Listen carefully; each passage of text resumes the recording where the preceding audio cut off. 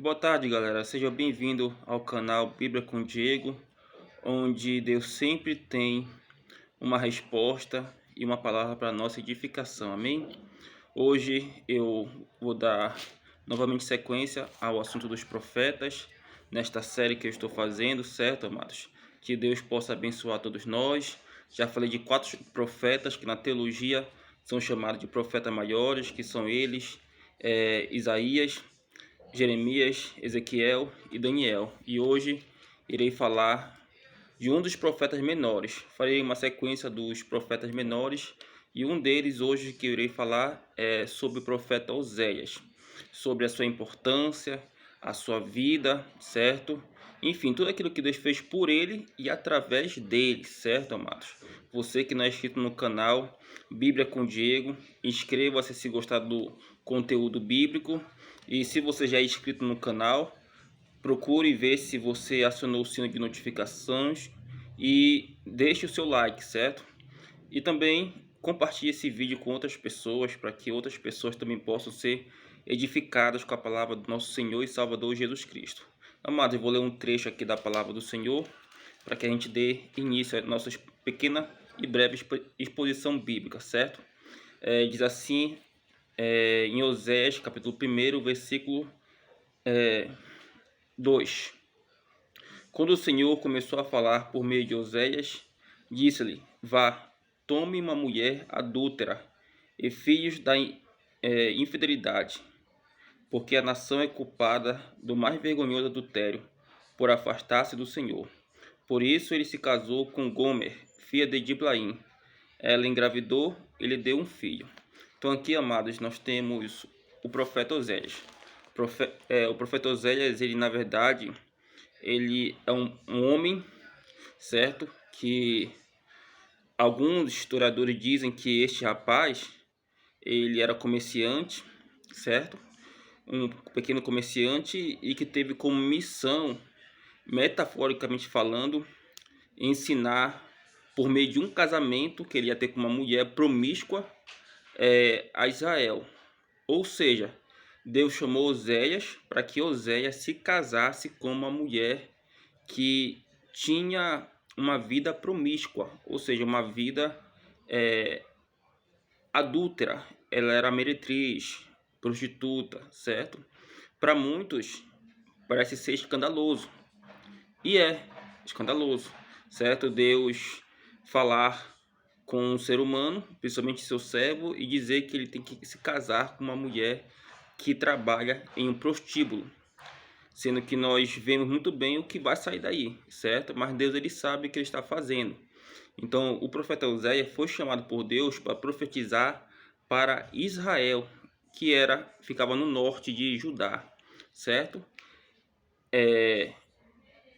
O profeta, ele foi e fez conforme Deus havia falado. Ele foi até o lugar onde as mulheres estavam lá se prostituindo, fazendo seu trabalho de vender o corpo, certo? Por algum dinheiro. E de lá tirou Gomer, que era o nome da sua futura esposa. Ele pegou e se casou com Gomer. É claro que na época muitas pessoas ficaram espantadas porque Gomer, ela não era uma mulher bem vista na sociedade. Era uma mulher promíscua.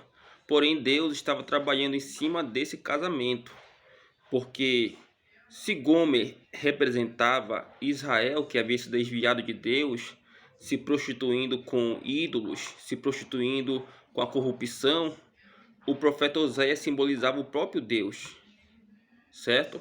Então as pessoas iriam olhar para o profeta Oséias e para o seu casamento e não apenas ver um homem de Deus e uma mulher promíscua juntos, mas elas iam ter que olhar com outro olhar, que era o olhar espiritual, porque Gomer, ela traiu algumas vezes a aliança que ela tinha no casamento com Oséias, e Oséias perdoou Gomer, apesar de sua traição.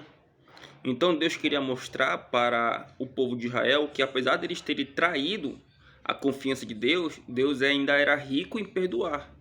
Então você vê que aos nossos olhos carnais, parece uma loucura muito grande uma pessoa que serve a Deus se casar com uma pessoa que faz coisas erradas, trai o marido, enfim, faz muitas coisas que não deve fazer. Mas lá Deus estava querendo mostrar uma lição para o povo de Israel para que ele viesse se converter. Isso é chamado de caso específico, não caso geral. Qual é a diferença de caso específico para caso geral?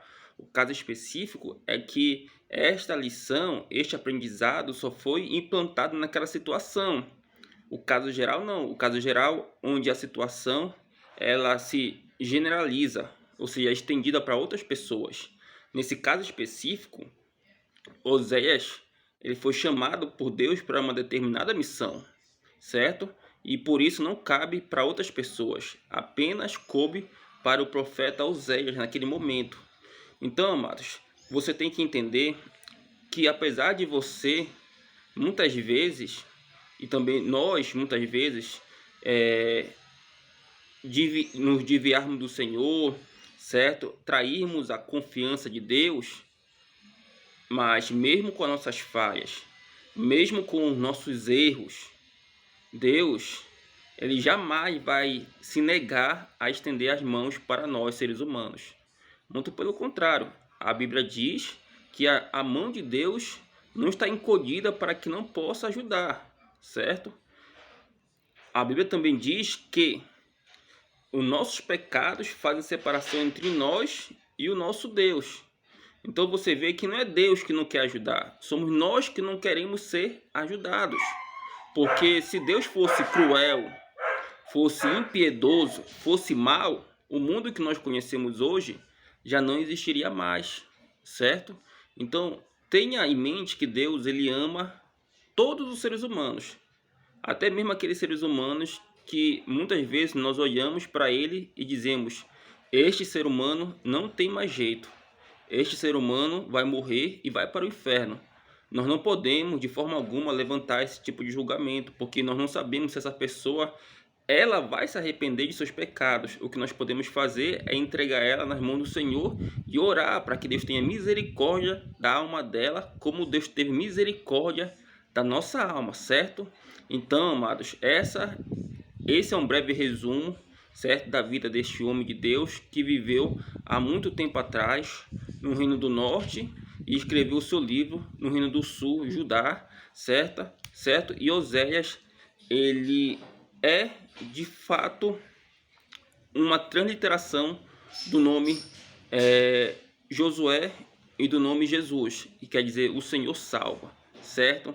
Então que Deus possa abençoar ricamente a sua vida e que em nome do Senhor Jesus você seja protegido e guardado de todo o mal. Amém?